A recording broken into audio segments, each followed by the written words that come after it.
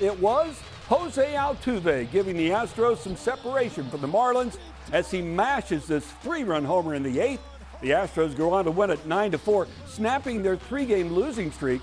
Now they head to Arlington for a quick 3-game series with the Rangers before returning home for a big homestand against the White Sox and the Mets. And joining us now to talk about the Astros and more baseball topics is former Astros manager Bo Porter. Bo, great to have you in studio, buddy.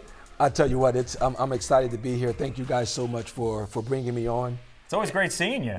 Yeah. Oh, yes. My gosh. What are you up to? I knew you just flew in here today to be with us tonight. Yes, I was down in Orlando with Major League Baseball. We had a breakthrough series, so I'm working for the commissioner's office. I'm a part of the on-field operations staff as well as broadcasting with MLB Network. So just trying to make sure that I continue to grow as I sit back and wait for other opportunities. Thanks for flying across the country to be with us this evening. Look, you're not with the Astros on a day-to-day basis, but I want to know, you go around the country a long time. What do you think of your former ball club, and what does the national public think of your former ball club right now? Well, they have a good ball club, and I know they go through some ups and downs, but they're the cliff favorite to win the West. When you start to look at how do they stack up against the other top teams in the American League, when you look at the Astros, obviously you have Verlander at the top of the rotation. Offensively, they have those guys that have been doing it year in and year out. Altuve, Bregman, and when you look at the Astros, they're probably missing one bat and they're probably missing 2 bullpen arms to really make a run at the Yankees. Yeah, I think there is a challenge with such a big lead they have in the division to get complacent, but this is an experienced team. I think at this point for this Astros team, it's all about getting ready for October. Whether you add that piece that you're missing or fix some things within the lineup, find the right mixture of who goes where. But this is an experienced ball club. So I know fans get worried, but it's a 162-game season. You're going to have your ups and downs, but this team is going to be right there at the end of the line. Yes, and when you think about their experience, yes, they lost a lot when they lost Carlos Correa. Yeah. So you're talking about a shortstop who doesn't have the same experience of a Carlos Correa. So when I say go out and add pieces, I'm saying go out and add proven pieces. Yeah. So go out and get another bat that is a proven major league bat. Go out and get 2 more arms in that bullpen to give Dusty the opportunity to mix and match against some very stout lineups in the American League. You mentioned Bregman. He and Yuli have struggled a bit, to say the least.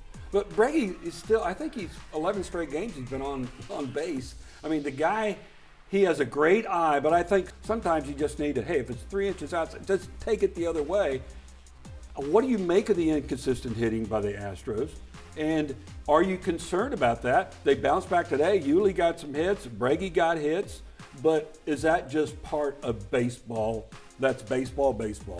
Yes, offense come and go. When you start to think about your offensive production, that's why it's called the body of work. But one of the things that I've always said, from a coaching standpoint, even when I was playing, a lot of times if you're in a slump, the last thing you want to do is focus on getting a hit. It's probably better to just focus on stringing together good at-bats. Mm-hmm. And when I say string together good at-bats, you really want to take it one pitch at a time. And I used to say this to, guys that I was managing. I would say, hey, win this pitch. Because if you go into the batter's box and you start saying, win this pitch, a lot of times when guys are in slumps, it's more mental than it is physical. Because they're looking up there and they're saying, oh, I'm 1 for my last 20 or I'm 1 for my last 25. All of a sudden they get 0-1 and it creeps into their mind like, oh, I'm 1 for 25. Instead of not worrying about the statistical side of it and just saying, win this pitch. Yeah, it's amazing how an at-bat or, how the feeling at the plate can turn around, even with an out. How guys take pitches, how guys approach each at-bat. I mean, you see guys in slumps all the time. If they drive the ball a little bit more to right field, right center, the opposite way, then the next time out they'll feel confident. And that's how it's amazing how things can turn around. From a managerial standpoint, one of the things that I would always do with a guy who was in a slump is I would give him a hit and run. Because now it takes the thought process out of it for the hitter. Now they say to themselves, okay, I have to swing. So you're dictating to them that they have to swing, and you're also putting the fielders in motion. See ball, hit ball. You mentioned managing.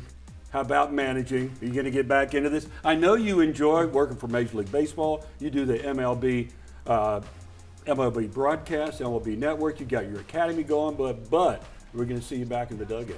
I tell you what, when I sit back and I look at the opportunity that I had in Houston, when you look around baseball, guys that get that second opportunity, they're always better their second time. And when I look at everything that I'm doing right now, it's more to just broaden my scope, because I do want to manage again, and I'm looking forward to the opportunity to manage again. When I sit and I broadcast and I watch the game, it gives me a different perspective. You know, when I look at everything that I'm doing with Major League Baseball, being a part of the on-field operations, that gives me another whole perspective of behind the scenes of everything that's going on within the confines of the game. So I look forward to the opportunity. When it's going to happen, I don't know, but I will be prepared. Okay, how about your academy real quick? You just had a guy commit to A&M. I tell you, the academy is going outstanding. We have several kids that are transferring in from out of state. We're going to open up in August of this year. We'll have about 50 kids in the academy from middle school to high school, and they will all be baseball players.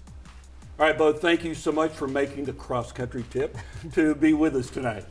Thank you guys for having me on. I appreciate it. We hope to catch up with you again soon. All right, let's move on now to more baseball.